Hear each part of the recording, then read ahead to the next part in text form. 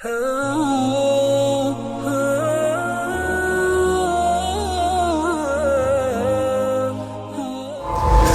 তুমি তাদের খেদমত, জনগণের খেদমত করার তৌফিক দিয়ে দাও, জোরে বলি আল্লাহুম্মা আমিন। সম্মানিত ভাইয়েরা, তাহলে আমরা কোরআনটা পড়ব সহজ মনে করে না কঠিন মনে করে? তাহলে সহজ করে কে দিবেন? কোরআনকে আসলে কঠিন না সহজ? কে বলেছেন? আল্লাহ রাব্বুল আলামিন বলেন একই কথা, ফাকরাউ মা তায়াসসারা মিনহু, এর অনুকূলে একই মাসদার থেকে এসেছে, ওয়ালাকাদ ইয়াসসারনাল কুরআনা লিযিকরি ফাহাল মিন মুদ্দাকির।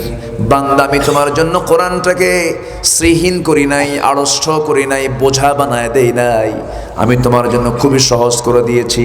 তোমার বাংলা যতটা কঠিন তার 1000 গুণে সহজ হলো আরবি।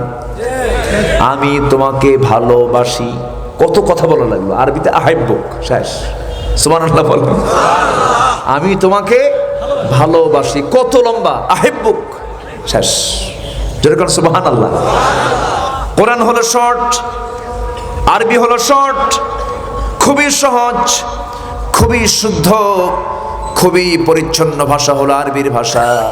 রাসূল বলেছেন তোমরা আরবিকে ভালোবাসো, আমার ভাষা আরবি, কোরআনের ভাষা আরবি, কবরের ভাষা আরবি, আর কাল কিয়ামতের ময়দানে যে হাসর হবে সে হাসরের ভাষাও আরবি। আরবিকে তোমরা ভালোবাসো, এই জন্য বাংলা আগে না আরবি আগে? আসতে কোন কেন? বাংলা আগে না আরবি আগে? বাংলার জন্য জীবন দিলেন যারা, তাদের অবদান অবশ্যই আছে, তাদেরকে আমরা সম্মান করি, মাতৃভাষা অবশ্যই। কিন্তু কোরআন তো এত বড় আকারের কোনো বই নয়, কিন্তু যদিও বেশি বড় নয়, শব্দ বাক্যের দিক থেকে বেশি বড় আকারের নয়, কিন্তু পৃথিবীর এমন কোনো জ্ঞান নাই যে জ্ঞান নেই কোরআনে বাদ পড়েছে। একটু আস্তে কারণ সুবহানাল্লাহ, জোরে বলেন সুবহানাল্লাহ। ইয়াসিন ওয়াল কুরআনিল হাকীম, বিজ্ঞানময় কিতাব। আকাশ নিয়ে কথা আছে, জমিন নিয়ে কথা আছে, সৌরজগৎ, সমুদ্র জগৎ নিয়ে কথা আছে। সুবহানাল্লাহ। আল্লাহ রাব্বুল আলামিন সূরা রহমানের ভিতরে বলছেন, মারাজাল বাহরাইনি ইয়ালতাকিয়ানি বাইনাহুমা বারযাখুল লা ইয়াবগিয়ান ফাবিআইয়ি আলা'i রাব্বিকুমা তুকাযযিবান। দরিয়া নিয়ে আল্লাহ রাব্বুল আলামিন কথা বললেন, আবার আকাশ নিয়ে কথা বলছেন, সূর্য নিয়ে কথা বলতে নিয়ে বলছেন, লাশ-শামসু ইয়ানবাগি লাহা আন তুদরিকাল কমার ওয়ালাল লাইলু সাবিকুন নাহার ওয়া কুল্লুন ফি ফালাকি ইয়াসবাহুন। সূর্যের ক্ষমতা নাই চন্দ্রকে টপকে যায়, চন্দ্রেরও ক্ষমতা নাই সূর্যকে টপকে যায়। প্রত্যেক সৃষ্টি তার নিজ নিজ কক্ষপথে পরিভ্রমণ করছে। সূর্য চন্দ্রকে দখল করতে পারে না, চন্দ্র সূর্যকে দখল করতে পারে না, সবাই নিজ নিজ কক্ষপথে পরিভ্রমণ করছে। কার কথা? আসতে বলবেন না, কার কথা? আল্লাহর কথা। আবার ওই যে মৌমাছি নিয়ে আল্লাহ রাব্বুল আলামিন কথা বলছেন, কত আগে সুন্দর করে জানিয়ে দিলেন। মৌমাছি সুন্দর করে বাসা বানায়, বাসাগুলো দেখছেন কিনা জানি না, দেখেছেন তো? দেখার কথা, কারণ ভোলার মানুষ তো সবকিছু ন্যাচারাল দেখে, ভোলার মানুষ সবকিছু ন্যাচারাল খায়, মাছ ধরে তাজা খায়, এই তাজাই খায়, সিদ্ধ করেন না। এইখানকার ইলিশ মাছ ফ্রিজ হয়, ফ্রিজিং করে 15 দিন, 20 দিন, 30 দিন, 1 মাস, 2 মাস পর ঢাকায় যায়, বিক্রি হয়, এরপরে খায়, স্বাদ তেমন পায় না। আর আল্লাহ রাব্বুল আলামিন ভোলাবাসী কেমন ধন্য করে দিয়েছেন, চতুর্দিকে পানি, মাঝখানে আমি। যখন খাওয়ার শখ হয় মাছ ধরলাম, খায় নিলাম। মজা আছে না নাই বলেন? আসতে বলবেন না, আছে না নাই? আমি মনে করি গোটা বাংলাদেশের 64 ডিস্ট্রিক্টের ভিতরে সবচেয়ে মজার জেলা হলো ভোলা, কারণ ভোলাবাসী যে ফ্যাসিলিটি পায় পৃথিবীর অনেক দেশই সেই ফ্যাসিলিটি পায় না। বলি আলহামদুলিল্লাহ। চতুর্দিকে পানি দিয়ে আল্লাহ রাব্বুল আলামিন আপনাকে নিরাপত্তায় রেখে দিয়েছেন। কোন দিক দিয়ে ভাইরাস আসবে আমরা কিন্তু সেফটি। সুবহানাল্লাহ বলেন। এই এলাকায় রোগ কম হবে, অসুস্থ কম হবে। আমার মনে হয় এলাকার মেয়েদের সিজার লাগে না, এখন লাগে। আগের দাদিদের কি লাগতো নাকি? আগের দাদির লাগতো না, আগের দাদির লাগতো না, দাদির এমনি হয়ে যেত। কিন্তু এখন ভাবিরও লাগতো না, কিন্তু ভাবির লাগে কেন?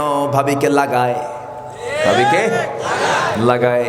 যখন ডায়াগনস্টিক সেন্টারে নিয়ে যায়, ডাক্তারকে বলে শোনো এমন গ্রামার খাটায় দিবে যেন 20,000 টাকা বিল হয়। আছে না? আছে না? নাই? এরা ডাকাত। এরা কি ডাকাত? এই পৃথিবীতে মানুষ ছাড়া যত প্রাণী আছে সমস্ত প্রাণীর সিজার যখন বাচ্চার সময় হয়ে যায়, সেই বাচ্চা যখন ডেলিভারি হয় সেই সময় সিজার লাগে নাকি? কুকুরের লাগে নাকি? শুকুরের লাগে নাকি? গরুর লাগে নাকি? ছাগলের লাগে নাকি? অবলা জন্তু জানোয়ারের একটা প্রাণীরও কোনো প্রাণীর সিজার লাগলো না। আর আল্লাহ যে মানুষকে শ্রেষ্ঠ করে বানালেন সেই মানুষের তো সিজার লাগার কথা না, কিন্তু সিজার লাগে কেন? এতে দোষ আমাদের আছে না নাই? আসতে বলবেন না, আছে না নাই? কিছু সমস্যা আমাদের মধ্যে আছে না নাই? আমার ভাইয়েরা, আল্লাহ সৃষ্টি করেছেন মানুষকে, সৃষ্টি করি শুধু সৃষ্টি করে শেষ করে দেন নাই, তার সুযোগ সুবিধাও করে দিয়েছেন, তাকে টিকে রাখার জন্য ব্যবস্থাও করে দিয়েছেন। আল্লাহ রাব্বুল আলামিন সুন্দর করে বলছেন, আল্লাযী খালাকাকা ফাসাওয়াকা ফাআদালাক। আল্লাহ তোমাদেরকে সৃষ্টি করেছেন এবং সমতা রক্ষা করেছেন, ব্যালেন্স করেছেন, কোন জায়গায় কি দরকার তাই দিয়ে দিয়েছেন। সন্তান ডেলিভারি হবে কেমনে তার ব্যবস্থাও কে রেখেছেন? কে করে রেখেছেন? আল্লাহ করে রেখে দিয়েছেন। এই জন্য আমার বন্ধুগণ, সে আল্লাহর প্রশংসা সবার আগে না সবার পরে? সে আল্লাহর কালাম সবার আগে পড়বো না সবার পরে পড়বো? সবার আগে আমরা কোরআনটা পড়বো, কোরআনটা বোঝার চেষ্টা করব। কোরআন যে বুঝবে তার চেয়ে বড় জ্ঞানী পৃথিবীতে আর কেউ থাকতে পারে না, কারণ কোরআন যে বুঝবে পৃথিবীর সমস্ত জ্ঞান তার আহরণ করা হয়ে যাবে। জোরে বলে সুবহানাল্লাহ। সবচেয়ে বড় জ্ঞান অর্জন করবে সে, চিনবে কাকে? আমার মাওলাকে। বলেন আমার মাওলাকে, আমার মাবুদকে, আমার খালেককে, আমার মালিককে। কি সুন্দর করে আমাকে তিনি বানিয়েছেন, কি সুন্দর করে বানিয়েছেন। পৃথিবীর সকল সৃষ্টির মাঝে মানুষের সৃষ্টি সবচেয়ে সুন্দর, এমন সুন্দর করে পৃথিবীর কাউকে বানানো হয় নাই। তবে হ্যাঁ, যত সৃষ্টি পৃথিবীতে আছে এই সমস্ত সৃষ্টিকে আল্লাহ রাব্বুল আলামিন শুধু সৃষ্টি করে ক্ষান্ত হননি, তাদের জীবনের নিরাপত্তার ব্যবস্থা আল্লাহ নিজেই করে দিয়েছেন। একটা ছোট্ট মাছি, সবাই চেনেন তো মাছি? একটা আছে মৌমাছি, আর একটা কি? মাছি। মৌমাছি হচ্ছে মধু সংগ্রহ করে, আর মাছিগুলো কি করে? কি ময়লা? আচ্ছা, ময়লা সংগ্রহ করে। মাছিগুলো বিভিন্ন খাবারের উপরে পড়ে। আছে, এই সৃষ্টির একটা কল্যাণ আছে। কল্যাণ আছে না নাই? রব্বানা মা খালাকতা হাযা বাতিলা সুবহানাকা ফাকিনা আযাবান নার। এই মাছি যখন কোথাও বসে, যখন কোথাও কোনো খাদ্য অথবা কোথাও যখন পড়ে, এই মাছিটার চোখ হলো 3টা। কয়টা? আমাদের চোখ কয়টা? 2টা। আরো চোখ 3টা। দুই দিকে 2 চোখ তো আছে, সামনে আবার আরেকটা চোখ আছে, মুভিং আই। চতুর্দিকে নড়াচড়া করে এই চোখটা, চতুর্দিক থেকে দেখে সলিমুদ্দিন কোন দিক দিয়ে হামলা করে। বুঝলেন নাই? শুধু তাই না, আল্লাহ তার লাইফ সিকিউরিটির জন্য 2 চোখের 2 কোণার 2 চোখের 2 কোণায় আল্লাহ পাক দিয়েছেন একটা 2টা করে অ্যান্টিনা দিয়েছেন। এই সাইডে একটা অ্যান্টিনা, এই সাইডে একটা অ্যান্টিনা। যখন সে বসে কোথাও, সে অ্যান্টিনা সে খাড়া করে বসে। সে অ্যান্টিনার কাজ হলো তাপ, মানে কি চাপ মাপা, বায়ুর চাপটা সে মাপে। যখন কোনো চাপ, যখন কেউ হামলা করতে নিচ্ছে, তখন অ্যান্টিনা সিগন্যাল দিয়ে দেয়, মাছি তাড়াতাড়ি ওর শরীরের মধ্যে হামলা করতেছে। সুবহানাল্লাহ বলবেন না? কিছু কিছু মাছিকে মারা যায় না, মারা যায়, আপনি ধরবেন কখন, তার আগে সে আউট হয়ে যায়। আল্লাহ শুধু সৃষ্টি করেন নাই, তার সিকিউরিটি নিশ্চিত করে দিয়েছেন। জোরে বলি সুবহানাল্লাহ। এই মৌমাছি আমার কল্যাণ না অকল্যাণে? কি কল্যাণ! আল্লাহু আকবার। কি সুন্দর করে একটা বাসা বানায়। বাসা বানায় আল্লাহ পাক বলেন, ওয়াউহা ইলান নাহলি আনিত্তাখিযি মিনাল জিবালি বুয়ুতা। আনিত্তাখিযি মুযাক্কার না মুয়ান্নাস? আনিত্তাখিযি মুয়ান্নাস। আনিত্তাখিযি মিনাল জিবালি বুয়ুতা। আল্লাহ পাক নারী মৌমাছিকে বলছেন, কি মৌমাছি?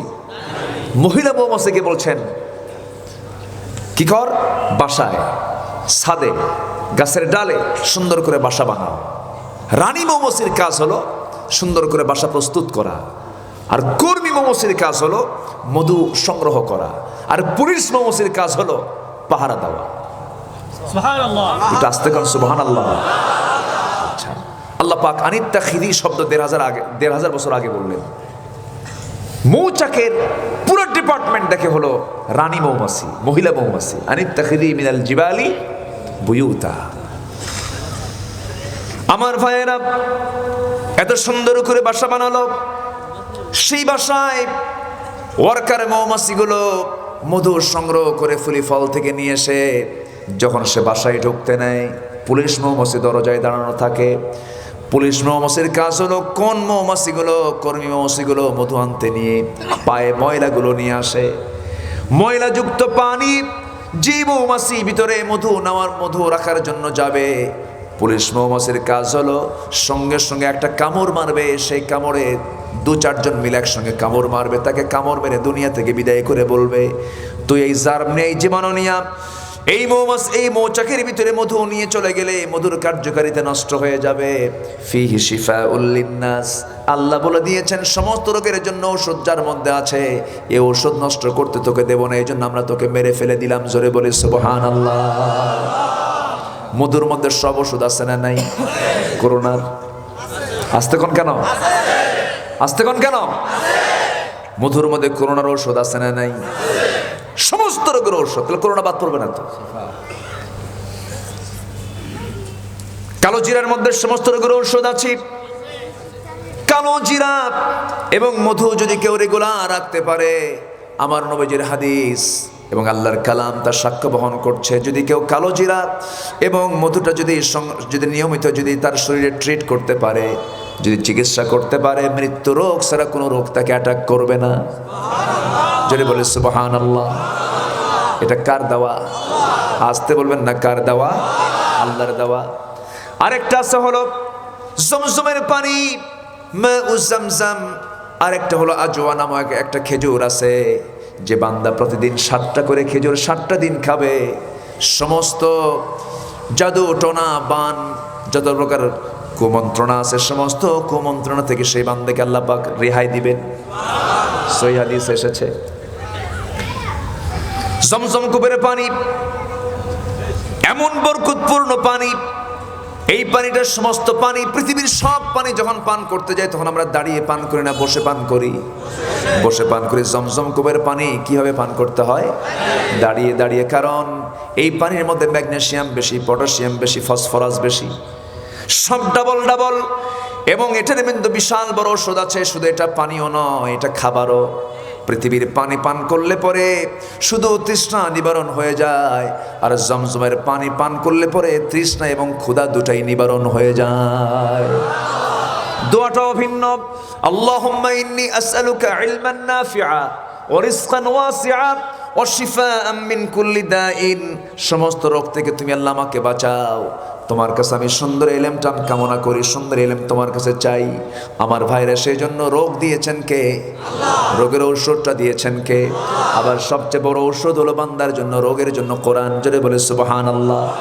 অনুনাজ্জিলু মিনাল কুরআনি মা হুয়া শিফাউ ওয়া রাহমাহ। জোরে বলে সুবহানাল্লাহ। তোমার জন্য আমি কোরআন নাজিল করেছি, যার মধ্যে রয়েছে রহমত, যার মধ্যে রয়েছে শিফা। সমস্ত রোগ থেকে তুমি বাঁচবে। আমার বন্ধুগণ, ঈমান ছাড়া যত পথ আছে সমস্ত পথ রোগ কিনা বলেন? রোগ। ওই সমস্ত রোগ থেকে তুমি বাঁচবে। এই জন্য আমরা কোরআনটা পড়বো। 1 নম্বর পয়েন্ট আমি শেষ করে নিচ্ছি, কারণ এই একটা আয়াতের অংশের যদি তাফসীর করতে যাই, ব্যাখ্যা যদি আমরা নিতে যাই, 2-4 রাত লেগে যাবে। আর ওইদিকে যাচ্ছি না। আসুন নাম্বার 2 চলে আসে। আল্লাহ রাব্বুল আলামিন বলছেন, শোনো, 5টা কাজ করবে, আমি তোমাকে 2টা পুরস্কার দেব। 2টা পুরস্কার হলো, আমি তোমার প্রতি রহমত নাজিল করব, আর আমি তোমাকে মাফ করে দিয়ে জান্নাত দেব। জোরে বলি সুবহানাল্লাহ। এর মধ্যে কয়টা কাজ আমরা শিখেছি? একটা কাজ। কোরআন শিখবো আমরা। জোরে বলি ইনশাআল্লাহ। কোরআন শুনবো বেশি, গান শুনবো। তাও গান শুনবেন, এই তো লক্ষণ খুব খারাপ। গান শুনবেন, গানের ধারে পাশে আমরা যাব না। কে ওঠে দেখেন তো, এই যে উঠতেছে যে আবার আসবে তারা, কি করবো মহিবুল্লাহ ভাই, চালিয়ে যাবো হ্যাঁ ইনশাল্লাহ, জোরে বলি ইনশাল্লাহ। জি, কেউ উঠবেন না, একটু বসুন। হ্যাঁ, দেখা যাক, ছোট্ট ছোট্ট বাচ্চারও মাহফিল আসছে আজকে, না বলি আলহামদুলিল্লাহ। দেখেন কি সুন্দর দেখা যায়, জান্নাতের পাখি এগুলো, বলি আলহামদুলিল্লাহ। আর কিছু কিছু স্কুল আছে, কলেজ আছে, ওদের স্কুলে পেশাব করার জন্য যে টয়লেটটা করা হয়েছে সেখানে বসে পেশাব করার কোনো পরিবেশ নাই, দাঁড়িয়ে দাঁড়িয়ে কুত্তা বানায়, আছে না নাই? এরকম আছে না? আছে। মাদ্রাসায় কি তা পাবেন না? ওরা সুন্দর করে মাটি দিয়ে আগে কি বানায়, কুলুক বানায়, ঢিলা বানায়, ঢিলা কুলুক তারা বানায়। পরিচ্ছন্নতা পবিত্রতার ছোট থেকেই তারা গড়ে ওঠে। আর ওগুলো কুত্তার মতো পেশাব করে, কুকুরের মতো আচরণ তাদের। যাদের যাদের আদব আখলাক ঠিক হবে কেমনে? ওর তো জীবনযাত্রাই ঠিক নাই। আদব আখলাক ঠিক হবে কেমন? সম্মানিত ভাইয়েরা, সম্মানিত বন্ধুগণ, আদব, আমি এর আগের সফরে এসেছিলাম কয়েকদিন আগে, বোরহানউদ্দিন মনে হয় এসেছিলাম, সেখানে আমি আদবের উপরে, ভ্রাতৃত্বের উপরে কিছু কথা বলেছি। আমি ওইদিকে আজকে যাব না। সম্মানিত বন্ধুগণ, আদব ঠিক হবে কোরআন পড়লে। আমরা কোরআন পড়বো, জোরে বলি ইনশাআল্লাহ।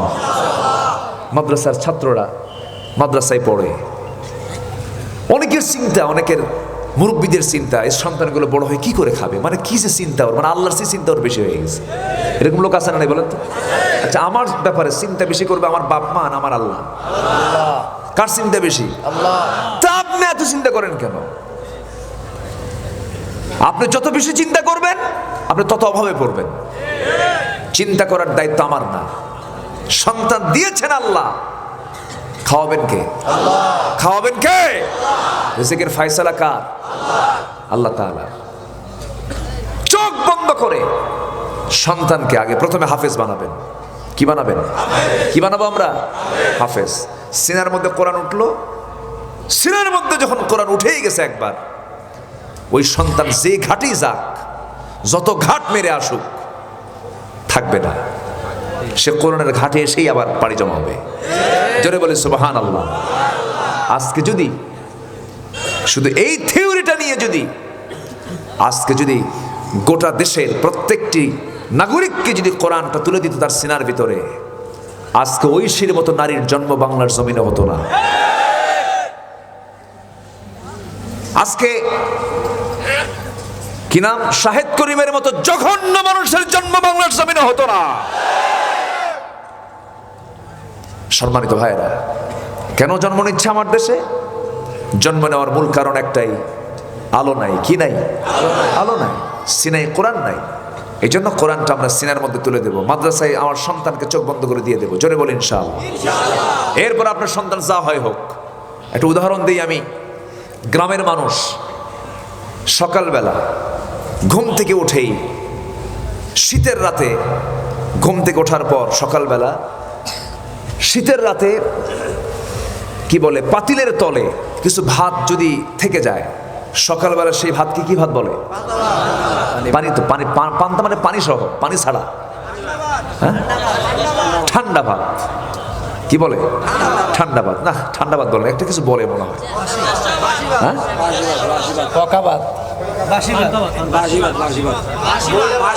ওই যে বলছে একটা কি তেরসা ভাত না কি বলো, আছে লোকালি। ঠান্ডা তো খুব স্মার্ট ভাষা বললেন, লোকাল ভাষা একটা আছে, বুঝতে চাইলাম কিন্তু বলতে পারতেছেন না। কাল ভাত, কাল ভাত। আচ্ছা, যাই হোক, বাসি ভাত, যাই হোক, আমি নিতে চাইলাম কিন্তু পারলাম না। পান্তা তো পানি সহ, পানি ছাড়া। আচ্ছা, তো এখন শোনেন, আমার তো এখন তাকান, ওটাকে খাওয়ার জন্য দেখবেন শুকনা মরিচ আছে না, শুকনা মরিচ, তারপরে ওই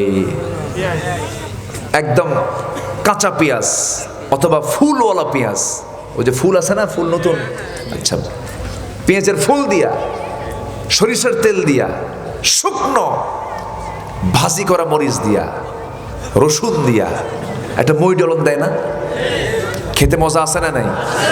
খেতে মজা আছে না নাই? সকালবেলা দেখবেন এক ডিশ নিয়ে বসে গেছে, খাইছে কখন সে নিজেও বোঝার না। মজা আছে না নাই? খাওয়া শেষে সারাদিন সে পোলাও, কর্মা, বিরিয়ানি, জর্দা, দই, মিষ্টি সব খাইছে, কিন্তু ওই যে পেঁয়াজ আর রসুন খাইছে, ঢেকু শুনবে কোনটার? পেঁয়াজ আর রসুনের ভোরে যেটা খাইছে সেটারই কিন্তু একটা ঢেকু শুনবে। ঠিক তেমনই আপনার সন্তান দুনিয়ার সমস্ত ইলম সে হাসিল করুক, প্রথম সবক কোরআন নিয়েছে, দেখবেন ঘুরে ফিরে এই সবকটাই তার মধ্যে শুধু ঘুরে ফিরে বেড়াবে। ঠিক কিনা? এই জন্য চোখ বন্ধ করে সন্তানকে মাদ্রাসায় দিবেন। সবাই কি রাজি আছি আমরা? জোরে বলি ইনশাআল্লাহ। এখন প্রেসিডেন্ট ওয়ার্ল্ডে একজন হাফেজ আছে, দেশের প্রেসিডেন্ট, তুরস্কের প্রেসিডেন্ট এরদোয়ান, সে হাফিজুল কোরআন, আলহামদুলিল্লাহ। মিশরের সাবেক প্রেসিডেন্ট ডক্টর মুরসি একজন হাফিজুল কোরআন। তো সম্মানিত ভাইয়েরা, হাফেজ হলে সম্মান কমবে না বাড়বে? বাড়বে। আমরা শিখবো, আমরা শিখাবো, জোরে বলি ইনশাআল্লাহ। নাম্বার 2 হলো ওয়া আকিমুস সালাহ, তোমরা নামাজ কায়েম করো। তোমরা কি কায়েম করো? নামাজ কায়েম করো। নামাজ কায়েমের কথা আল্লাহ রাব্বুল আলামিন একবার বলেছেন না বহুবার বলেছেন? নামাজ পড়ার কথা একবার বলেছেন। যারা আমার আলোচনা শোনেন তারা মনে হয় আমরা এই আলোচনাটা শুনেছেন। বহুবার বলেছেন নামাজ কায়েম করো, নামাজ কায়েম করো, নামাজ কায়েম করো, আর একবার শুধু বলেছেন নামাজ পড়ো। কারণ নামাজ পড়লে পরে শুধু নামাজটা আদায় হয়ে যাবে, কিন্তু সমাজ থেকে আপনি সুদ, ঘুষ, জেনা, ব্যভিচার, চুরি, ডাকাতি বন্ধ করতে পারবেন না। নামাজ আদায় করলে পরে শুধু ব্যক্তির পরিবর্তন হতে পারে, কিন্তু সমাজের কোনো পরিবর্তন হবে না। কিন্তু নামাজ যদি সমাজে চালু হয়ে যায়, সমাজটাও পরিবর্তন হয়ে যাবে, জাতির পরিবর্তন হয়ে যাবে, সমাজ ব্যবস্থার উন্নয়ন চলে আসবে। চুরি থাকবে না, ডাকাতি থাকবে না, ছলচাতুরি থাকবে না, 2 নম্বরে থাকবে না। আল্লাহ রাব্বুল আলামিন সেই জন্য যারা দুনিয়াতে যারা ক্ষমতা পায় তাদেরকে আল্লাহ পাক 4টা কাজ করতে বলেছেন। কয়টা কাজ বলেন? 4টা কাজ। ক্ষমতা, আজকে ক্ষমতাবান লোক আছে না নাই বলেন? প্রশাসন চালায় এমন লোক আছে না নাই? ওই গোষ্ঠীকে ডাক দিয়ে আল্লাহ রাব্বুল আলামিন বলছেন, শোনো, অতুইজ্জু মান তাশা অতুযিল্লু মান তাশা, আমি যাকে ইচ্ছা তাকে সম্মান দেই, যাকে ইচ্ছা তার কাছ থেকে সম্মান কেড়ে নেই। তোমরা সাবধান হয়ে যাও। আমি তোমাদেরকে লক্ষ্য করে একটা আয়াত দিয়েছি, সেটা হলো আল্লাযীনা ইম্মাক্কান্নাহুম ফিল আরদি আকামুস সালাহ ওয়া আতাবুস যাকাতা ওয়া আমারু বিল মা'রুফি ওয়া নাহাউ আনিল মুনকার। জোরে বলি আল্লাহু আকবার। দুনিয়াতে যাদেরকে আমি খেলাফতি দান করব তাদের জন্য 4টা কাজ। 1 নম্বরে তারা কি করবে? নামাজটা কায়েম করে নেবে, নামাজ কায়েম করবে। নাম্বার 2 হলো তারা যাকাত আদায় করবে রাষ্ট্রীয়ভাবে।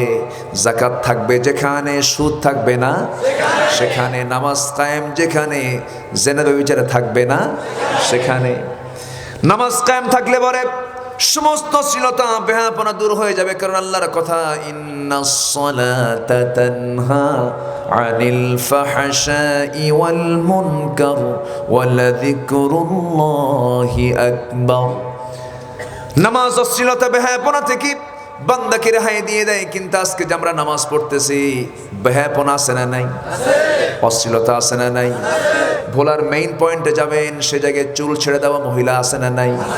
কম না বেশি? মেয়েদের চুল ছেড়ে দেওয়া কি? বলেন বলেন বলেন বলেন। মেয়েদের চুল ছেড়ে দেওয়া, বাইরে চলাফেরা হারাম। মেয়েরা আজকে নগ্ন চলাফেরা করে, গায়ে কোনো কাপড় চোপড় নাই। আপনি ওয়াজ করে এগুলো বন্ধ করতে পারবেন না, আপনি এগুলো নামাজ আদায় করে বন্ধ করতে পারবেন না। কিন্তু যে সমাজে নামাজ কায়েম হয়ে যাবে, যে সমাজে নামাজ চালু হয়ে যাবে, সেই সমাজে কোনো নারী এরকম চুল ছেড়ে দিয়ে বাইরে বের হতে পারবে না। শুধু মাথার চুল কেন, সব তো ছেড়ে দিয়ে মেয়েরা হাঁটে, হাঁটার সাইজ বাইজ নাই, কাপড় চোপড় তো ঠিকঠাক নাই, কিন্তু মাস্ক ঠিকই লাগাচ্ছে। মাস্ক লাগায় কেন? মাস্ক লাগায় ভাইরাস থেকে বাঁচার জন্য, কিন্তু আপনি যে গায়ে কাপড় চোপড় না ধুয়ে আরেক ভাইরাস ছড়াচ্ছেন। কি আরেক ভাইরাস ছড়াচ্ছে না? ওটা তো কঠিন ভাইরাস, দেখেন দেখছেন, মারাত্মক ভাইরাস ওটা, এমন ভাইরাস এটা। এই ভাইরাসে নতুন নতুন রোগ পৃথিবীতে এসেছে। সেই ভাইরাস হলো কি? HIV আছে না নাই? গনোরিয়া সিফিলিস আছে না নাই? আমার তো বিশ্বাস করোনা নামক যে রোগটা পৃথিবীতে এসেছে, এই রোগ আসার মূল কারণ হলো অবাধ মেলামেশার যৌনাচার। ঠিক কিনা? রোগ যত বাড়বে ভাবতে হবে, সেই সময় আমাকে আপনাকে বুঝতে হবে রোগ যত বেড়ে যাচ্ছে সেই সমাজে পাপ তত বেড়ে যাচ্ছে। পাপ কমে আসবে, রোগ কমে আসবে। পাপ থাকবে না সমাজে, রোগও থাকবে না। কার সিদ্ধান্ত? আসতে বলবেন না, কার সিদ্ধান্ত? আল্লাহর সিদ্ধান্ত। আমার মা যারা আজকের মাহফিল শুনতেছেন, মাদেরকে আমি কয়েকটি মিনিট সময় দিচ্ছি। মা, আপনি একটু বোঝার চেষ্টা করবেন, আপনার দাম পৃথিবীতে সবচেয়ে কম না বেশি? আদ-দুনিয়া কুল্লুহা মাতাউন ওয়া খায়রু মাতাউদ দুনিয়া আল মারআতুস সালিহা। এই দুনিয়ার ভিতরে সবচেয়ে বড় সম্পদ হলো একজন নেককার মহিলা, নেককারিনী একজন স্ত্রী। পৃথিবীর সবচেয়ে বড় সম্পদ, এর চেয়ে বড় সম্পদ নাই। রিজিক হলো 4 প্রকার। নাম্বার ওয়ান রিজিক হলো এই যে দুনিয়ার কিছু সীমিত সম্পদগুলো আছে, সর্বনিম্ন এটা স্তর। সর্বোত্তম স্তর হলো সুস্থতা। নাম্বার 3 সর্বোচ্চ স্তর হলো সুস্থতা। সর্বোত্তম স্তর হলো নেক সন্তান, এবং নেক স্ত্রী হলো সর্বোত্তম একটা নিয়ামত। আর পরিপূর্ণ স্তর হলো আল্লাহর সন্তুষ্টি হাসিল করা। জোরে বলি সুবহানাল্লাহ। নেক সন্তান এবং নেক স্ত্রী, এর চাইতে বড় বরকত পৃথিবীতে আর কোনো বান্দার জন্য থাকতে পারে না। এই জন্য আমার মায়ের, আপনাকে নেককারিনী হতে হবে, আপনাকে পরহেজগারিনী হতে হবে। আপনার কথার পর্দা থাকতে হবে, আপনার পোশাকের পর্দা থাকতে হবে, আপনার শব্দের, আপনার আওয়াজের কথার পর্দা থাকতে হবে। আপনি যে কথা বলবেন, পরপুরুষের সঙ্গে নিক্কণ সুরে কোনো কথা বলবেন না। পরপুরুষ যখন আপনাকে প্রশ্ন করবে, অকুল্লা কাওলাম মারুফা, ন্যায়সঙ্গত কথা আপনি বলবেন। বাড়িয়ে ইনি বিনি কোনো কথা আপনি বলতে পারবেন না। আপনার কথার মধ্যে কোনো নিক্কণ সুর থাকা যাবে না, কোনো ঝংকার থাকা যাবে না, কোনো আকর্ষণ থাকা যাবে না। রাসূল বলেছেন, এমনকি তোমরা পরপুরুষের সঙ্গে যখন কথা বলবে, মুখের মধ্যে নখ ঢুকাইয়া তুমি অস্পষ্ট করে কথা বলো, যেন তোমার কথায় কোনো আকৃষ্ট না হয়। কিন্তু আজকে মেয়েরা কি তাই নাকি? আজকে মেয়েরা তাই? আজকের মেয়েরা তো তা না। মেয়েদের কথার মশানি আলাদা। দোকানদারি করতে যায় মেয়েরা নিজেই, আবার দোকানদারের কাস্টমার হয়ে যায় মেয়েরা নিজেই। দোকানদারের সামনে আস্তে করে যে বসে, মাথার চুল ছেড়ে দেওয়া, ঠোঁটে লিপস্টিক, চোখ সুন্দর করে ডিজাইন করা, কপালে একখান টিপ লাগানো, আইব্রু, আরো কি ভ্রু, সব কিছু ক্লিয়ার করে কমপ্লিট করে সাজগোজ করে চলে গেছে দোকানদারের সামনে। দোকানদারকে চাচাও বলে না, দোকানদারকে বলে ভাইয়া। আছে না নাই? একটা শাড়ি দেখানো যাবে কি? দোকানদারও কম না, শাড়ি একখান ঝুলাইয়া নিজের গায়ে লটকা দিয়ে বলে, আপা এই শাড়িটা আপনাকে কিন্তু দারুণ মানাবে। ওটা আরেক বদমাইশ। আছে না নাই? এই দুষ্টামিগুলো আজকে চলছে সমাজে অহরহ। আমার মা, আপনি তো স্বামীর সামনে ডিসপ্লে হবেন, স্বামীর সামনে সকল সৌন্দর্য আপনি উজাড় করে দিবেন, কিন্তু সেই স্বামীর সামনে ছেঁড়া শাড়ি, মার্কেটে যেতে নতুন শাড়ি। আছে না নাই বলে? সকল পরিচ্ছন্নতার সব দিকগুলো স্বামীর সামনে আপনি ওপেন করে দিবেন, আবার স্বামীর সামনে ঝাঁকি মেরে কথা, আর বাইরে গেলে পরে মনে হয় ফেরেশতা কথা কয়। আছে না নাই? আছে। এমন ধরনের আচরণ করা যাবে না মা। আপনাকে হতে হবে ফাতিমার মতো, আপনাকে হতে হবে খাদিজার মতো, আপনাকে হতে হবে আজওয়াজে মুতাহহারাত, নবীদের স্ত্রীদের মতো, আপনাকে হতে হবে আসিয়ার মতো, আপনাকে হতে হবে রহিমাদের মতো। এই সমস্ত নারীদের গুণগান কোরআনে আছে না নাই বলেন? আসতে বলবেন না, আছে না নাই? এই গুণগুলো আপনার অর্জন করতে হবে। আমার নবীর সময় একজন মহিলা সাহাবী নবীর সামনে এসে দাঁড়ালেন, দাঁড়িয়ে বলছেন, ইয়া রাসূলুল্লাহ, আমার কি বিয়ে হবে না? রাসূল বলেন, কেন, তোমার কি হয়েছে হুজুর? আমার কি বিয়ে হবে না? রাসূল অবশ্যই তোমার বিয়ে হবে। তিনি বলছেন হুজুর আমার যদি বিয়ে হয় যেন তেন পুরুষ কিন্তু আমার পছন্দ না, ওই জাতীয় পুরুষ আমার পছন্দ যার মধ্যে 4টা গুণ আমি পাবো। 4টা গুণ কি কি বলো? যিনি আমার স্বামী হবেন অবশ্যই তাকে 5 ওয়াক্ত নামাজ বা জামাতে পড়তে হবে। এমন মহিলা তো বাংলার ঘরে ঘরে এখন আছে, আছে? দাড়ি যদি হয়, দাড়ি মেয়েরা পছন্দ করে না। ছেলের মুখে দাড়ি দেখে বলে জঙ্গি, ছেলের মুখে দাড়ি দেখে বলে চাচা। কি হয়েছে? আনসোসাল। এই তো দেখছেন, বক্তারা তো এক একটা ফুলের তো এক একটা ঘ্রাণ। এই যে অস্বীকার দিলাম আমি, আনসোসাল, অসামাজিক। দাড়ি কি মুখে থাকে পুরুষের? কার মুখে দাড়ি থাকে? মহিলার মুখে দাড়ি থাকে। দাড়ি থাকে কার মুখে? পুরুষের মুখে। যে পুরুষ মুখে দাড়ি রাখেন আমার তো মনে হয় হাফ লেডিস, হাফ লেডিস। কি কষ্ট হচ্ছে নাকি আপনাদের? যে পুরুষের মুখে দাড়ি থাকে না আমার কাছে মনে হয় হাফ লেডিস। কারণ মহিলার মুখে দাড়ি নাই, পুরুষের মুখে দাড়ি থাকবে, এটাই তো চিহ্ন। এটা কি চিহ্ন? এই জন্য আমরা দাড়িওয়ালা হব, জোরে বলি ইনশাআল্লাহ। আমার নবীর দাড়িওয়ালা, আমরাও দাড়িওয়ালা। আমার নবীর টুপিওয়ালা, আমরাও। আমার নবীর জুব্বাওয়ালা, আমরাও। আমার ভাইয়েরা, আমার নবী হলেন মডেল। আমার নবী কি মডেল? আমার নবী যে স্টাইল নিয়েছেন সেই স্টাইল আমার নিতে হবে। আমার নবী যেমন করে কথা বলতেন আমি তেমন করে কথা বলবো।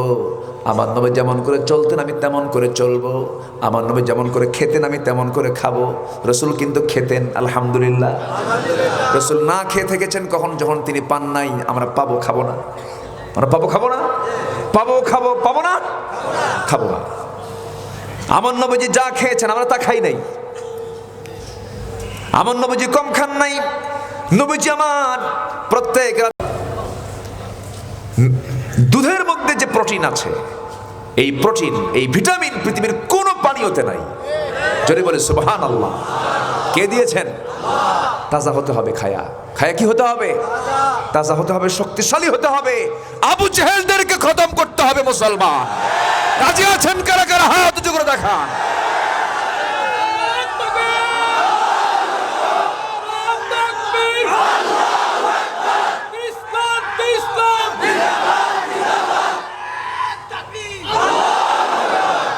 আবু জেহেল এখন আছে না নাই? আবু লাহাব আছে না নাই? উতবা শাইবাদের প্রেতাত্মারা আজও আছে না নাই? আজও আছে, আজও আছে। ওদের নাম হয়তো আবু জেহেল না, কিন্তু কামের সাথে 16 আনা মিল আছে। বরং আবু জেহেলের যা ছিল না এর মধ্যে আরো অ্যাড হয়েছে। আছে না নাই? আবু জেহেল এরকম পচা ছিল না তোদের মতো, এরা আরো পচা। এরকম কিছু পচা আছে না নাই? 3 বছরের শিশু ধর্ষিতা আইএমএ জাহিলিয়াতের যুগে নাই। মরা লাশ ব্যভিচারী করা ইতিহাসে নাই, আইএমএ জাহিলিয়ার যুগে ছিল না।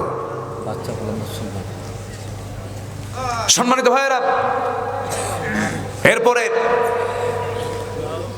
প্রেজেন্ট জাহিলিয়াতে যা আমরা দেখছি, যা আমরা লক্ষ্য করছি, আমরা ইতিহাসে ঘাটলে আমরা এগুলো পাই নাই। সম্মানিত বন্ধুগণ, সম্মানিত ভাইয়েরা, আল্লাহ খেতে বলেছেন, আমরা খাবো। খাবো না? খাবো না? শুরুতে কি বলবো? খাওয়ার আগে কি বলবো? জোরে, আরো জোরে। বিড়ি খেতে কি কবে? কি কবে? নাউজুবিল্লাহ নাকি? হ্যাঁ, আচ্ছা, যে কাজ করতে গিয়ে দোয়াই নাই ওই কাজ কি আর করা যায়? কোন তো বলেন, বিড়ি খাওয়ার কি দোয়া আছে? যে কোনো বিড়ি খোর যদি কয় আল্লাহ তোমার নামে বিসমিল্লাহ, কত এটা কি হলো? বরং যে বিড়ি খায় যদি ছোট হয় এদিক সেদিক থাকায়, আব্বা আছে না আম্মা আছে, আছে না নেই, মানে ও নিজেও জানে ও চোর, ও নিজেও জানে কি কি দরকার। এত খাওয়া খায়, মাহফিল শেষে আমাদের সঙ্গে একটা মোসাফা করতে আসে। মোসাফা করতে নিয়ে ভাবি আল্লাহ কত বিড়ির যে আজকে গন্ধ আমার হাতে আসবে। সব বিড়ির গন্ধগুলো হাতে জমা হয়, মানে মাহফিলও শোনে বিড়িও টানে। এরকম শ্রদ্ধা আছে না নাই? কষ্ট পাচ্ছেন নাকি আপনারা? আমরা নেশার কাছে যাব না, জোরে বলি ইনশাআল্লাহ। সকল নেশা কি? জোরে বলেন, সকল নেশা কি? ওই বিড়ি নিয়ে বিব্রতকর প্রশ্ন করবেন না। বিড়ি স্বাস্থ্যের জন্য খারাপ, স্বাস্থ্যের জন্য ক্ষতিকর, অতএব বিড়ি খাওয়া হারাম। বিড়ি খাওয়া কি?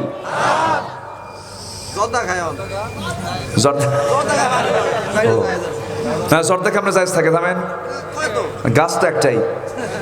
গাছ কয়টা? গাছ কয়টা? একটা।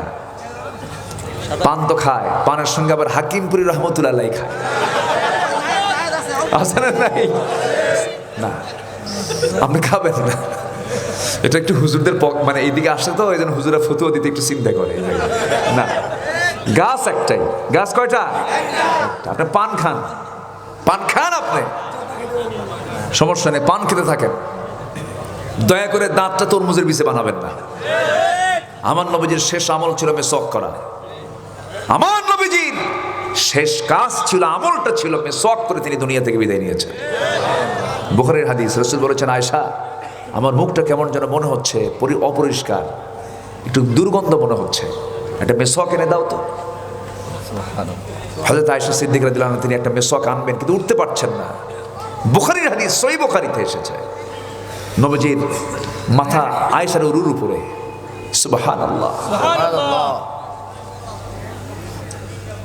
উরুর উপরে তিনি মাথা রেখেছেন, এখন উঠবেন কেমনে? তিনি ইঙ্গিত দিলেন, ভাই আব্দুর রহমান একটা মেসওয়াক এনে দাও তো। তিনি মেসওয়াক খুঁজতে বেরোলেন, মেসওয়াক এনে হযরত আয়েশার হাতে দিলেন। তিনি মেসওয়াকটা নিয়ে ভাবলেন এত শক্ত মেসওয়াক, তিনি চাবায় চাবায় নরম করলেন, চাবায় চাবায় নরম করে দিলেন। আমার নবীজির হাতে যখন দিয়ে দিলেন, নবীজি আয়েশার চোখের দিকে একটা নজর দিলেন, চোখে চোখ পড়লো। নবীজি মুস্কি মুস্কি হাসি মারলেন। মুস্কি হাসি মারলে কি বের হয়? বলেন কি বের হয়? দাঁতটা বের হয়। আল্লাহ দাঁতটাকে কি কালার করেছেন? সাদা করেছেন। দেখতে সুন্দর না সুন্দর? আমার নবীজি মুস্কি হাসি মারলেন, যেন চাঁদের ঝিলিক মারতেছে তার দাঁত থেকে। আমার নবীজি করলেন কি, মেসওয়াকটা নিয়ে আগে মেসওয়াক শুরু করলেন না, মেসওয়াকটা চুষে চুষে তিনি খেতে লাগলেন। মায়েশা বলেন, আমি নিজেকে ধন্য মনে করি, আমার নবীজি তার জীবনের শেষ খাবার খেয়ে নিয়েছেন আমার মুখের লালা। তিনি চুষে চুষে লালাগুলো খেয়ে নিলেন, এরপরে মেসওয়াক শুরু করলেন। আমার নবীজি মুস্কি মুস্কি একখান হাসি মারলেন। মেসওয়াক সম্পূর্ণ হয়ে যাওয়ার পরে মুখটা পরিষ্কার করে নিয়ে বলছেন, ও আয়েশা, আমার বুঝি মৃত্যুর সময় ঘনিয়ে এসেছে, আমি দুনিয়া থেকে বিদায় নিয়ে নেব। আয়েশা, আমি যদি দুনিয়া থেকে বিদায় নিয়ে যাই, আমি তোমাকে সর্বশেষ একটা কথা বলে যাচ্ছি, আমার উম্মতকে তুমি জানিয়ে দিবে আমার সর্বশেষ কথা ছিল আসসালাত আসসালাত, নামাজ নামাজ। আমার উম্মতরা যেন নামাজ না ছেড়ে দেয়। আমার নবীজির শেষ কথা হলো নামাজের বয়ান, শেষ আমল হলো মেসওয়াক। আম্মা জান আয়েশা সিদ্দিকা বলেন, রাসূল এমন রাসূল ছিলেন, রাসূল শুধু রাসূল ছিলেন না, রাসূল একজন স্বামীও ছিলেন। তিনি তার জীবনের শেষ সময় এসেও প্রচন্ড জ্বর, প্রচন্ড মাথা ব্যথা, সেই সময় তিনি আমার হক আদায় করতে ভুলেন নাই। একটা মুস্কি হাসি মেরে দিলেন, আমার মুখের লালাগুলো খেয়ে নিয়ে বুঝালেন, আমি তোমাকে দারুণ লাইক করি, দারুণ তোমাকে মহব্বত করি। আম্মা জান আয়েশার জীবনে রাসূল এসেছিলেন খুব অল্প সময়। আম্মা জান আয়েশা যখন রাসূলকে হারালেন, তখন তার বয়স মাত্র 18 বছর। 66 বছর বয়সে তিনি দুনিয়া থেকে বিদায় নিয়েছিলেন। আম্মা জান আয়েশা তিনি বলেন, আমি একমাত্র আয়েশা কুমারী স্ত্রী, আল্লাহ পাক আমাকে 9টি কারণে শ্রেষ্ঠত্ব দান করেছেন। এর মধ্যে অন্যতম কয়েকটা কারণ হলো, নাম্বার 1, আমি জিব্রাইলকে নিজের চোখে দেখেছি। আমি একমাত্র কুমারী, আমি 9 বছর বয়সে নববধূ হয়ে নবীর ঘরে পদার্পণ করেছি। আমি রাসূলের সঙ্গে যে বিছানায় থাকতাম, একই কাঁথার নিচে থাকা অবস্থায় ওহী নাজিল হয়েছে। আমি আয়েশা, আমাকে লক্ষ্য করে আল্লাহ রাব্বুল আলামিন কোরআনের কয়েকটা আয়াত নাজিল করে দিয়েছেন।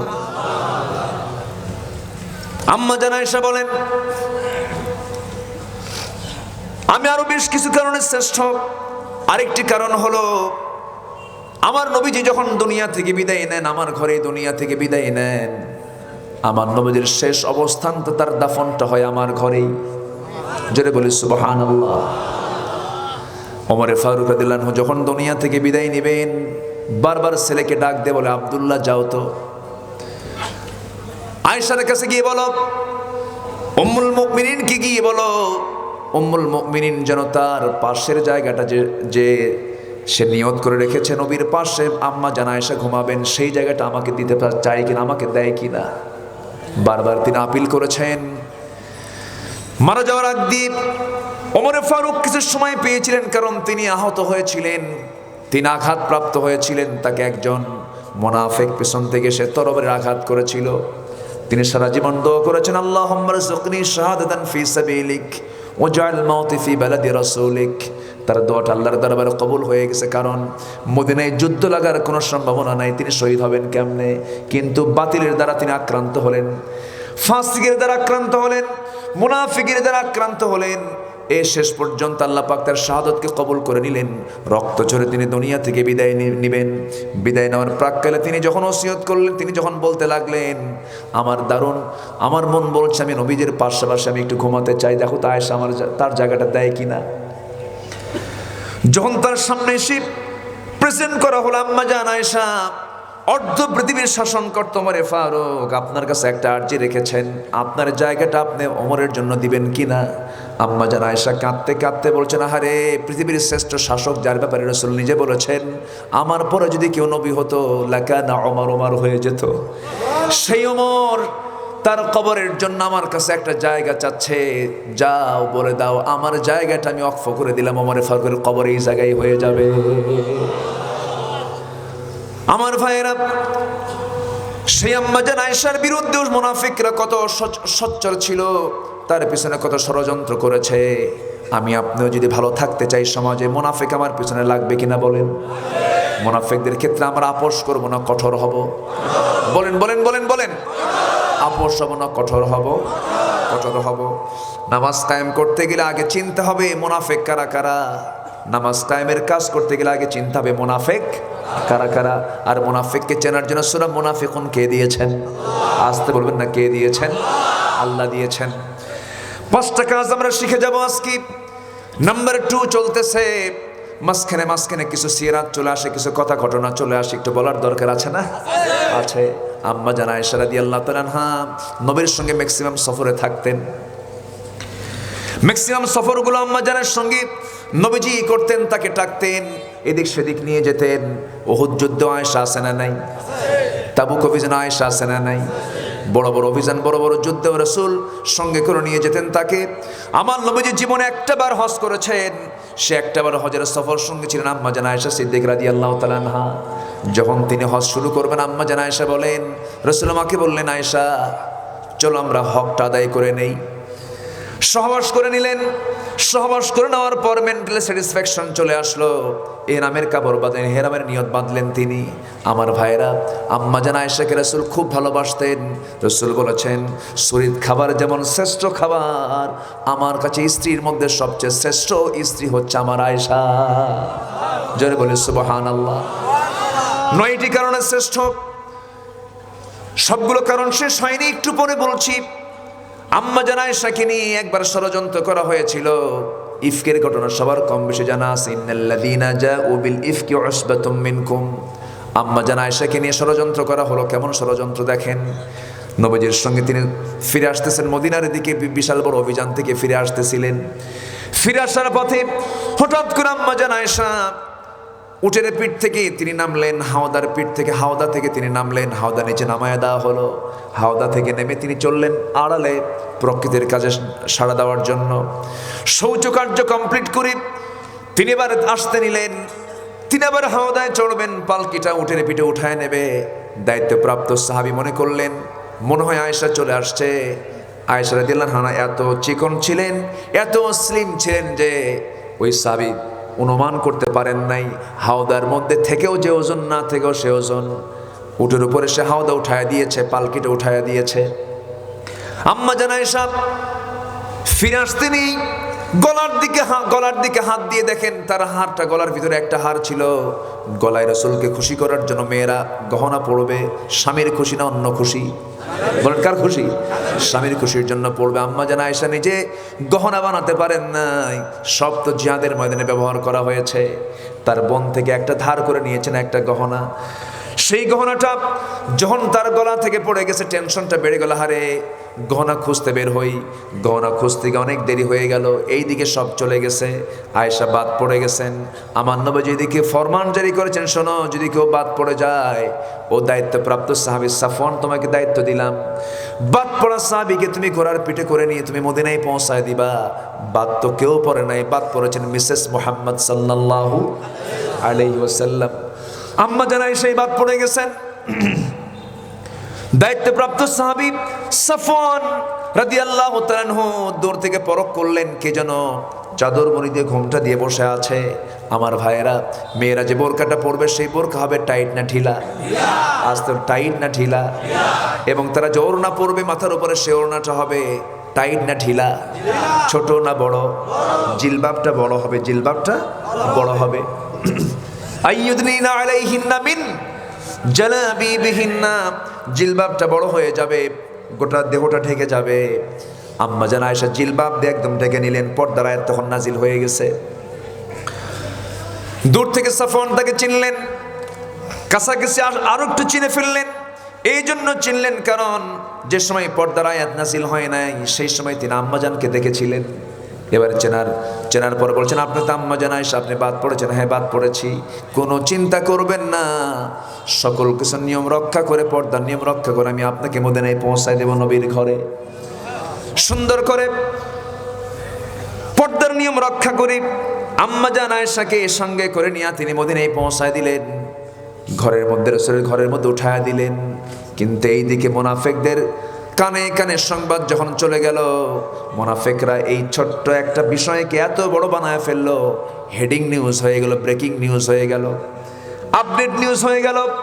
গোটা মদিনার সমস্ত মিডিয়া, সমস্ত মাধ্যমে, সমস্ত সংবাদ মাধ্যমে ঘোষণা করে দিল, তোমরা কি জানো আবু বকরের মেয়ে নবীজির স্ত্রী আয়েশা বিনতে আবু বকর সিদ্দিক রাদিয়াল্লাহু আনহার চরিত্র নষ্ট হয়ে গেছে, তার চরিত্রে কালিমা পড়েছে, সে সতীত্ব হারিয়ে ফেলেছি। এমন জাতীয় যখন মিথ্যাবাদ যখন চাপিয়ে দিল, এই অপবাদগুলো আজকেও আছে না নাই? আসতে বলবেন না, আছে না নাই? এখনো আছে। এরকম অপবাদ চাপিয়ে দেওয়ার জন্য এখনো কিছু কুচক্রী মহল আছে, আরাই হলো মুনাফিক। এরা কি? মুনাফিক। আম্মা জান আয়েশার কানে চলে আসলো, তিনিও শুনলেন সংবাদ, আমার নবীজিও শুনলেন সংবাদ। সংবাদ শোনার সঙ্গে সঙ্গে আমার রাসূল যখন শুনতে পেলেন, নবীজির মনটা মরা হয়ে গেল, চেহারা মলিন হয়ে গেল, মুখে হাসি নাই। বইয়ের কথা শুনলে পরে কোনো স্বামীর মন ভালো থাকে নাকি? ভালো না থাকার এই কথা। আমার নবীজি মুখ মলিন চেহারা নিয়ে আম্মা জান আয়েশার সামনে দাঁড়িয়ে বলছেন, ও আয়েশা, আমি তোমাকে দারুণ ভালোবাসি, তবে আজকে একটা কথা বলবো তোমাকে। কি যেন কথা আমার কানকে ভারী করে দিয়েছে।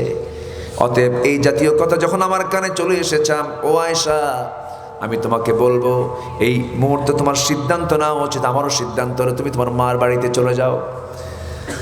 তোমার উচিত এখন মার বাড়িতে চলে যাওয়া। এখানে দুইটা বিষয়। নাম্বার ওয়ান, রাসূলকে তাকে সন্দেহ করেছেন, না সন্দেহ তিনি তাকে করেন নাই। নাম্বার দুই হলো, আম্মা জান আয়েশা চলে যাচ্ছেন বাবার বাড়িতে, নবীজির তাকে অনুমান করেছেন, সন্দেহ করেন নাই, কিন্তু সিদ্ধান্ত চাচ্ছেন কার কাছ থেকে? আল্লাহর কাছ থেকে। কিন্তু রাসূল এখানে আরেকটা বিষয় স্পষ্ট হলো, আমার নবীজি গায়েব কি জানতেন নাকি? আসতে কোন কেন? গায়েব জানতেন। আর আমার দেশের পীর কেবলা গায়েব জানে। আমার দেশের পীর কেবলা গায়েব জানে। কথা কি বলা দরকার আছে? কিছু কথা বলা দরকার আছে। আমার নবীজি গায়েব জানতেন না, আর আমার দেশের ভণ্ডরা কিছু গায়েব জানে। যে হক্কানি পীর সে কখনো বলবেন আমি গায়েব জানি। পীরকে আমি গালমন্দ করি না, পীর ভালো, পীর তো ভালো। মুজাদ্দিদ জামান আবু বকর সিদ্দিক রাহমাতুল্লাহ আলাইহি ফুরফুরা, আলহামদুলিল্লাহ। শাহ জালাল রাহমাতুল্লাহ আলাইহি আছে না নাই? শাহ জালাল ইয়েমেনি, ইয়েমেন থেকে এসেছেন। শাহ মাকদুম, শাহ পরান, বাইজিদ বুস্তামি আছে না নাই? খাজা মঈনুদ্দিন চিশতি রাহমাতুল্লাহ আলাইহি, আওলাদ রাসূল তিনি। রাসূলের বংশধর, কোনো সন্দেহ নাই। কিন্তু খাজা মাইনুদ্দিন চিশতি কি করেছেন? এক হাতে তরবারি, আরেক হাতে আল্লাহর কালাম, রাজা পৃথ্বীরাজকে মোকাবেলা করেছেন। শাহজালাল ইয়ামানি রাজা গৌর গোবিন্দের বিরুদ্ধে মোকাবেলা করেছেন। আল্লাহু আকবার বলেন। তারা ছিলেন পীর। আর আমার দেশে সেদিন দেখি কোথায় যেন দেখলাম, এলাকার নাম হলো 3.5 লাখ পীর। এলাকার নাম কি? 3.5 লাখ পীর। এক এলাকায় মাহফিল মানিকগঞ্জে, সেই গ্রামে মাহফিল করতে গিয়ে শুনলাম, হুজুর এই গ্রামে, আমাদের এই গ্রামে 350টা পীর আছে। কয়টা পীর আছে? তাহলে কি ওদের কোনো মুরিদ টুরিদ আছে? বলেন তো, মুরিদ ছাড়া পীর। এই হচ্ছে আমার দেশের হাল হাকিকত। পানির তলে মোমবাতি, বাও বাতাসে নেভে না, বাবার নামে হালকা দিলে উজু গোসল লাগে না। যেরকম নাউজুবিল্লাহ। আপনি জিকির করেন, ভালো কথা, আপনি বেসামাল হয়ে যান কেন? আছে না? আপনি মানুষ না? আপনার ব্যক্তিত্ব আছে তো, সামাজিকতা আছে তো, জিকির করতে করতে বেসামাল হন কেন? আছে না? নাই এরকম বেসামাল হন কেন আপনি? ইশক, ফানাফিল্লাহ, এরকম কোন হাদিস আমরা পেয়েছি? সিয়াসিত্তের কোন হাদিস আছে? এরকম পাইছি যে আবু বকর সিদ্দিক রাদিয়াল্লাহু তাআলা আনহু জিকির করতে করতে লাফ মেরে ওমরের ঘাড়ে বসে পড়ছে। এরকম আছে? আছে? তা আপনি কি তাদের চেয়ে বড় কিছু হয়ে গেছে? কি বুঝান আপনি? বুঝান কি আপনি? কোন বুজুর্গ? আপনি বুজুর্গ না, আপনি বেজির গু।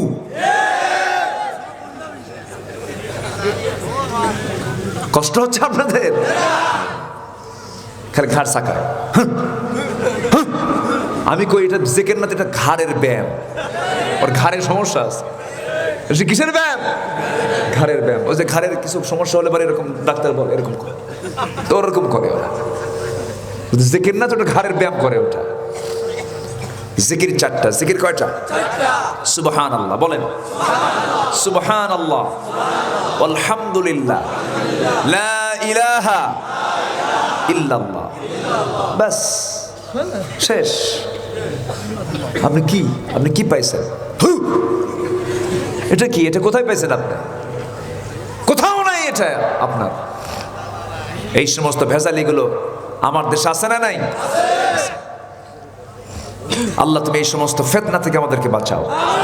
জোরে বলি আমিন। যত প্রেম করব আমরা নামাজে প্রেম আছে না? নাই। সেজদায় যাও, সেজদায় কান্দো, যত কান্দা কাঁদতে পারো সেজদার মধ্যে কান্দো, পাগল হয়ে যাও সেজদার ভিতরে, সমস্যা নাই। মানুষ টের পাবে না। মানুষ টের পায় কেন? তুমি এমন জিকির করে মানুষ টের পায়। একদম লাফ মারতে মারতে একদম বাসের আগায় আছে না? নাই। বাসের আগায় ঠিকই ওঠে, কিন্তু ভুল করে বড়ই গেছে আগায় ওঠে না। বড়ই গেছে কাটা আছে, হুশ ঠিকই আছে। কষ্ট হচ্ছে আপনাদের? মন খারাপ করবেন না। ভালো, অস্থির হন কেন? এগুলো করা যাবে না। এগুলো ইসলামে মানুষ হাসে। এগুলো নাস্তিক যারা, দিন বিদ্বেষী যারা, তারা বলে এগুলো পাগল নাকি, এগুলো ওরা হাসে। আপনি হাসির পাত্র বানাবেন ইসলামকে? ইসলামকে হাসির পাত্র? আপনি ইসলামকে আপনি হাসির পাত্র বানান কেন? এগুলো নাই, এগুলো আমরা করবো না। জোরে বলি ইনশাআল্লাহ। আর জোরে বলি ইনশাআল্লাহ। কষ্ট দিয়ে ফেলতেছে মনে হয়, এগুলো বলার প্রয়োজন আছে। গায়েব পৃথিবীর কেউ জানে না। আলিমুল গায়বি ওয়াশ শাহাদা আল্লাহু লা ইলাহা ইল্লা হুয়াল হাইয়ুল কাইয়্যুম। তিনি গায়েবকে জানেন। যিনি চিরঞ্জীব, যিনি চিরস্থায়ী, তিনি গায়েব জানেন। যে আল্লাহর কাছে সব বর্তমান কাল, অতীত নাই, ভবিষ্যৎ নাই, সব বর্তমান। যেরকম সুবহানাল্লাহ। তিনি কে? আসতে বলবেন, তিনি কে? আল্লাহ আছেন না? নাই। আল্লাহ কি হাজির না? আল্লাহ হাজির নাজির। কে বলেছে আল্লাহ হাজির নাজির? ঠিক আছে, আল্লাহ হাজির এবং নাজির। আল্লাহ সব দেখেন, সমস্ত ইলম তার জানা আছে, কোনো সমস্যা নেই। কিন্তু আল্লাহ তাআলার নির্দিষ্ট একটা আসন আছে। ওয়াসিআ কুরসিয়ুহুস সামাওয়াতি ওয়াল আরদ। তিনি আরশ আজিমের সমাসীন আছেন। সব তিনি দেখেন। সামিউন বাসীর, শোনেন কি দেখেন, শোনেন, দেখেন, সব তিনি শোনেন, দেখেন। অতএব তিনি হাজির নাজির, কোনো সন্দেহ নাই। কিন্তু আমার দেশের কিছু দুষ্ট বদমাইশ আছে, চেয়ারটা ফাঁকা রাখে। দরবারে করে কি জানেন? সবাই বসে পড়ে, চেয়ার ফাঁকা রাখে। চেয়ার ফাঁকা রেখে বলে এই যে এই জায়গায় রাসূল এসে বসবে। আছে না এগুলো? আছে না? যারা এগুলো করে থাপড়া সোজা করে দিবেন এদেরকে। ইফকের ঘটনা সবচেয়ে বড় প্রমাণ। রাসূল তো বলতে পারতেন, এই আয়েশা তুমি কি কও, আমি জানি না তুমি কেমন, আমি জানি তো, আমি তো গায়েব জানি, তোমার কিচ্ছু হয় না, বসো। বলতেন না? তিনি বললেন তোমার কি, কোথায় যাও? যাও মায়ের বাড়ি চলে যাও। আম্মা জান আয়েশা সিদ্দিকা রাদিয়াল্লাহু তাআলা আনহা মাথা নিচু করে চোখের পানি আটকাতে পারলেন না। আম্মা জান আয়েশা কাঁদতে কাঁদতে অস্থির হয়ে গেলেন। শুধু যাওয়ার সময় বললেন, ইয়া রাসূলুল্লাহ, আমি চলে যাচ্ছি বাবার বাড়িতে। আপনি আমার স্বামী, আপনি বিশ্বনবী, অর্ডার দিয়েছেন, এই অর্ডারকে প্রত্যাখ্যান করার মতো উদ্যত আচরণ আমার দ্বারা আপনি পাবেন না। আমি চলে যাচ্ছি বাবার বাড়ি। তবে একটা কথা বলি, ইয়া রাসূলুল্লাহ, আমার বিয়ের পায়গাম কিন্তু দুনিয়ার কেউ দেয় নাই, আমার বিয়ের ফয়সালা কিন্তু দুনিয়াতে হয় নাই, আমার বিয়ের ফয়সালা হয়েছে আসমানে, আল্লাহ তাআলা নিজে ফয়সালা দিয়েছেন। আমি চললাম বাবার বাড়ি, সে আল্লাহর কাছে আমি আশ্রয় চাই, সে আল্লাহ আমার ফয়সালা করে দিবেন। চললেন বাবার বাড়িতে, থাকলেন। বাপও কথা বলে না, মাও কথা বলে না, অভিমান করে থাকে। কারণ বাপ মার ধারণা আমার মেয়ে ফাতিমা আমার বিশ্বনবীকে কষ্ট দিচ্ছে, আমরাও কথা বলবো না। বাপ মা কেউ কথা বলে না, সেজদায় সময়গুলো কাটান। ফাতিমার এক একটা সেকেন্ড চলে যাচ্ছে দারুণ যন্ত্রণার মধ্য দিয়া। হযরত আয়েশার এক একটা মুহূর্ত চলে যাচ্ছে দারুণ যন্ত্রণার মধ্য দিয়ে। আয়েশা সিদ্দিকা রাদিয়াল্লাহু তাআলা আনহা শেষ পর্যন্ত কি হলো?